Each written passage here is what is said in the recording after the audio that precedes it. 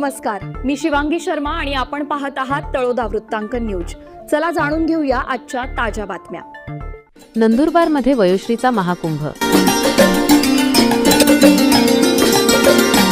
1004 ज्येष्ठ नागरिकांना मिळाले हक्काचे आधार। मुख्य संपादक दीपक गोसावी यांच्यासह तळोदा वृत्तांकन न्यूज नेटवर्क नंदुरबार।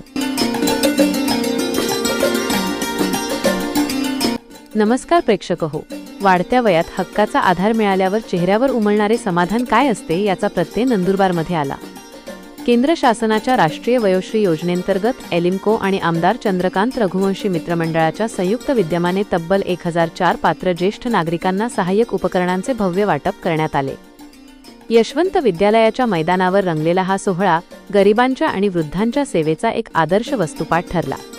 शिवसेना नेते आमदार चंद्रकांत रघुवंशी आणि खासदार गोवाल पाडवी यांच्या हस्ते या साहित्याचे वाटप करण्यात आले। फेब्रुवारी महिन्यात ज्या वृद्ध माता भगिनींची व पितृतुल्य व्यक्तींची नावनोंदणी आणि तपासणी झाली होती त्यांना या योजनेचा थेट लाभ मिळाला। यामध्ये घडीचे वॉकर, आधुनिक श्रवणयंत्रे, चालण्याच्या काठ्या, चष्मे, कमोड खुर्च्या, चाकांची व्हीलचेअर आणि कंबर गुडघ्यांचे पट्टे अशा अत्यंत आवश्यक वस्तूंचा समावेश होता। सकाळी 8:30 वाजेपासूनच तालुक्यातून आलेल्या ज्येष्ठांची मैदानावर रेलचेल सुरू होती। या सोहळ्याला नगराध्यक्ष रत्ना रघुवंशी, शिवसेना जिल्हाप्रमुख ॲडव्होकेट राम रघुवंशी, मेघा रघुवंशी यांच्यासह जिल्ह्यातील दिग्गज राजकीय व सामाजिक पदाधिकारी उपस्थित होते। केवळ सरकारी औपचारिकता न ठरवता नगराध्यक्ष रत्ना रघुवंशी व मेघा रघुवंशी यांनी स्वतः मैदानावर उतरून वयोवृद्धांना साहित्य घेण्यास मदत केली।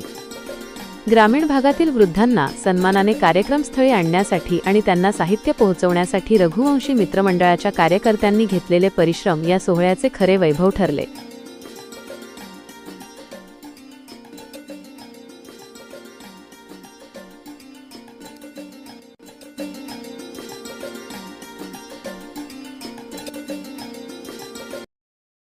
आजसाठी इतकेच। अशाच ताज्या आणि महत्त्वाच्या बातम्या पाहण्यासाठी आमच्या चॅनलला सबस्क्राइब करा। धन्यवाद।